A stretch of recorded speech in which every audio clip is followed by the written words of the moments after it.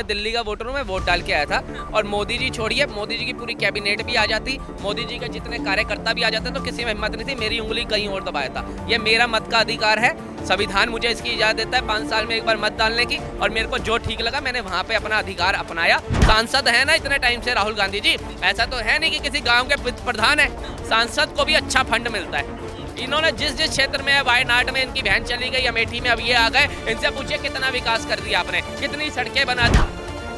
अभी दिल्ली इलेक्शन खत्म हुआ है, उसके बाद से कुछ लोग जो मोदी को लेकर कमेंट करते थे कि इनका जलवा खत्म हो गया, मोदी को मैजिक नहीं रह गया। क्या कहेंगे सबसे पहले उन जो विरोधी हैं या कहें कि जो राजनीतिक रूप से मोदी जी को कमजोर करना चाहते थे, उनके लिए क्या कहेंगे आप? देखिए, कभी बादल छा जाने से ना रात में तारे दिखने बंद हो सकते हैं, लेकिन मोदी जी का मैजिक खत्म नहीं हो सकता।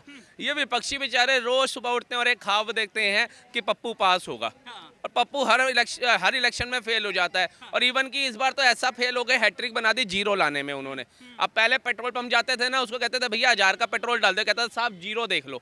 आज क्या राहुल गांधी जी के पोस्टर लग रहे हैं पेट्रोल पंप के ऊपर कि भैया जीरो देख लो। तो भैया ये मेरे को लगता है जननायक कहाँ से होंगे, ये तो मेरे को लगता है कि गांधी परिवार के ऊपर ही एक क्वेश्चन मार्क बन के रह जाएंगे सारी जिंदगी।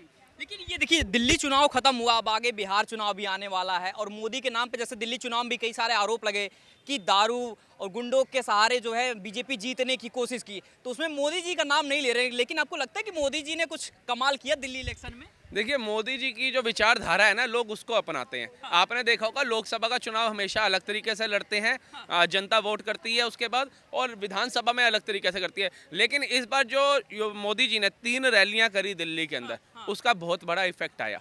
उन्होंने जो एक शब्द दिया ना, आपदा, और लोग सोच रहे थे यार ये गंदा पानी भी आ रहा है, घर के बाहर सीवर भी बैक मार रहे हैं, कूड़ों की भी ढेर है, यार ये कर क्या रहा है 11 सालों से, हमेशा एक ही जुमला देता है एलजी काम नहीं करने देता। लेकिन जब मोदी ने बोला ये आपदा को भगाना पड़ेगा, माँ यमुना का पानी साफ होगा तो आपके शरीरों में स्वच्छ पानी जाएगा, तो वो लोगों के कहीं ना कहीं समझ में आया। और पढ़ी लिखी आबादी है दिल्ली के अंदर, उन्होंने समझा कि ठीक कह रहे हैं। और मोदी की गारंटी तो पूरा भारत क्या विदेश मान रहा है। जब साबरमती के अंदर वो क्रूज चला सकते हैं, साबरमती भी कोई स्वच्छ नदी थोड़ी ना थी, लेकिन जब उसमें चल सकता है तो हमारी यमुना जी में क्रूज क्यों नहीं चल सकता? इधर संध्या आरती क्यों नहीं हो सकती? इधर स्वच्छ पानी क्यों नहीं हो सकता? गंगा की सफाई क्यों नहीं हो सकती? तो सबको विश्वास था अगर मोदी की गारंटी है तो वो पूरी होगी। लेकिन जिस केजरीवाल पे विश्वास करके लाए थे उसे 11 साल परख के देख लिया। लेकिन ये वो नालायक बच्चा है जिसका बाप 4 मंजिला मकान देता है और छत से बेचना शुरू करता है और ग्राउंड फ्लोर तक आ जाता है। लेकिन देखिए, मोदी वर्सेस विपक्ष की हमेशा बात होती है, हमेशा से यही बात होती है कि विपक्ष आरोप ये लगाता कि इस देश में महंगाई हो गई है या चीजें जो है सही तरीके से नहीं चला। जब से मोदी जी आए हैं देश पीछे की तरफ चल रहा है, फिर भी जनता लगातार मोदी को पसंद कर रही है। ऐसा क्या मोदी जी कर रहे हैं? देखिए, महंगाई ना इनके खाली बोलने से महंगाई नहीं हो रही है, महंगाई हो गई। अभी वो डाइनिंग टेबल पे बैठे हुए थे केजरीवाल जी चुनाव से पहले, डिशेस देखी थी आपने कैसी थी? 56 भोग से ज्यादा 108 भोग लगाया हुआ था टेबल पे। क्या एक इंसान इतना खाना खा सकता है? ये सब कूड़े में गया ना बाद में खाना। मतलब 6 बंदों के लिए आपने 108 भोग लगा दिए और आप कह रहे हो महंगाई है। राहुल गांधी जी 5 स्टार होटलों में जा करके रिपोर्टरों के साथ अपनी प्रवक्ता के तौर पे बोलते हैं और बयानबाजियां देते हैं, और बड़े बड़े होटलों के अंदर जिसके अंदर मामूली से आप 2 रोटी और 1 सब्जी भी मंगा लोगे तो 1100-1200 रुपए का बिल आएगा, और उनकी तो डिशेस लगा दी जाती है। तो सोचिए इतनी महंगाई है और हमारे नेता 5 स्टारों में खाना खा रहे हैं, हमारे नेता पूरे डाइनिंग टेबल को सजा करके खाना खा रहे हैं। भाई इतनी महंगाई, तो फिर गरीबों की इतनी चिंता है तो गरीबों को दो ना खाना, जिनको चाहिए उनको नरेंद्र मोदी जी दे रहे हैं कि भैया अनाज सड़े ना पड़ा। उससे अच्छा है कि मेरे जो देश के लोअर क्लास लोग हैं उनके पेट में जाए वो अनाज। लेकिन उस पर भी इनको तकलीफ है, उसको भी इनके पेट में दर्द हो जाता है कि भैया 80 करोड़ लोगों को राशन क्यों बांटा जा रहा है? अरे भैया उसको राशन बांटा जा रहा है तो उसका 500-1000 रुपया महीने का बचता है, तुम्हें क्या तकलीफ है? तुमने अपने आप से क्या किया ये तो बताओ। सांसद है ना इतने टाइम से राहुल गांधी जी, ऐसा तो है नहीं कि किसी गाँव के प्रधान है, सांसद को भी अच्छा फंड मिलता है। इन्होंने जिस जिस क्षेत्र में है, वायनाड में इनकी बहन चली गई, अमेठी में अब ये आ गए, इनसे पूछिए कितना विकास कर दिया आपने, कितनी सड़कें बना दी, कितने स्कूलों की मरम्मत करा दी, कितने नालियां ठीक करा दी, कितने आपने वहां के अंदर बस से छोड़ दी, कितने स्कूल बना दिए, कितने विश्वविद्यालय बना दिया। कोई एक तो उदाहरण दीजिए राहुल गांधी जी। बोलने से क्या महंगाई कम हो जाएगी? आज मैं भी बोलूं मुझे 1 करोड़ रुपया मिल जाएगा, उसके लिए मुझे दौड़ भाग करनी पड़ेगी, मेहनत करनी पड़ेगी, तब जा करके मिलेगा। निवाला भी हाथ से मुंह में डालना पड़ता है तब पेट में जाता है, अपने आप रोटी उठ करके मुंह में नहीं चली जाती है। तो ये राहुल गांधी जी को जब टिप्पणी करते हैं सोचना चाहिए कि आप लोग क्या भला करते हो जनता का। लेकिन यही सवाल तो विपक्ष भी उठाता ना कि आखिर 15 साल में जैसे तीसरे टर्म में मोदी जी की सरकार है, क्या उन्होंने की? क्योंकि देखिए कहा कि 400 की बात करते थे, आ गई सीटें, 200 भी नहीं पार कर पाई या दिक्कत से पार हुई, क्या कहेंगे उस पे? क्या मोदी जी ने ऐसा बढ़िया किया कि देखिए 200 सीटें आ गई? देखिए मैं कहता हूँ आपको, कर्नाटका उठा लो, तेलंगाना उठा लो, हिमाचल उठा लो, कांग्रेस की सरकार है वहाँ पे। ठीक है जी। दिल्ली और पंजाब के अंदर केजरीवाल जी सरकार चला रहे थे। दिल्ली अब हारे ना, उससे चला तो रहे थे, और तीनों का टर्नओवर लगभग सेम है। मोदी जी भी 2014 में आए, केजरीवाल जी भी 2014 में आए, और राहुल गांधी जी भी, ये जो सरकारें चला रहे हैं 2014 से उनके साथ रेस में चल रहे हैं। अब आप बताइए 2014 में जब नरेंद्र मोदी जी आए, हमारी अर्थव्यवस्था 11वें नंबर में थी, 5वें नंबर पे लेकर गए। जब 2014 के अंदर नरेंद्र मोदी जी आए तो हमारे देश को वंदे भारत और नमो भारत जैसी लग्जरी ट्रेनें मिली। मोदी जी जब 2014 में आए, हमारे को एक्सप्रेसों की सौगात मिली, जिसमें 4 लेन, 8 लाइन, 14 लाइन, 12 लाइन, 16 लाइन के एक्सप्रेसों का जाल मिला। उसके बाद चाइना को पछाड़ के दूसरे नंबर पे आ गया रोड मैप भारत। उसके बाद कहते हैं 20 से ज्यादा कंट्रियों ने सर्वोच्च सम्मान भारत को दिया। उसके बाद पहली बार विश्व के अंदर किसी ने अमेरिका को ललकार कर करके रूबल के अंदर तेल से डील करी, पेट्रोल खरीदा रशिया से।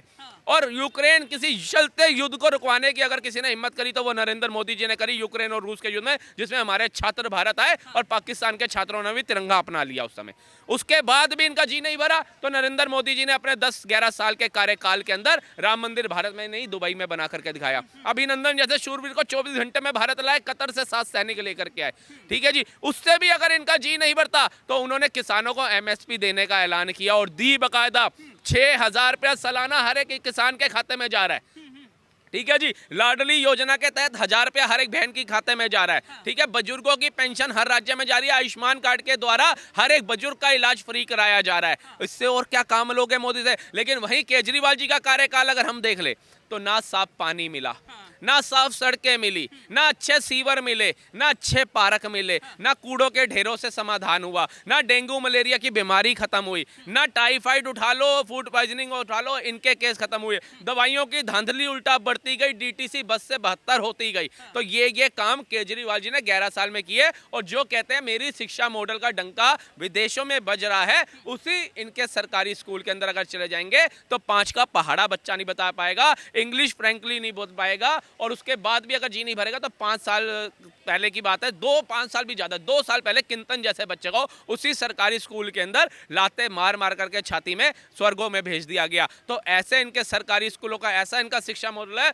और जो शिक्षा मंत्री था वही शराब मंत्री भी बन गया। लेकिन ये देखिए, सवाल आप कह रहे हैं ना, इतना तारीफ कर रहे हैं या जिस तरीके से बता रहे हैं, विपक्ष तो इस चीज को मानता नहीं है। विपक्ष तो ये बार बार सवाल उठा रहा है ना कि भाई अगर मोदी जी तानाशाही की वजह से लोग बता नहीं पा रहे हैं, एक्सप्रेस नहीं कर पा रहे हैं चीजों को, तानाशाही है पूरे देश में, इसलिए भी लोग नहीं बोल पा रहे। विपक्ष तो आवाज कम से कम उठा रहा है, देश गर्त में जा रहा है। देखिए, ये मैं दिल्ली का वोटर हूँ, मैं वोट डाल के आया था।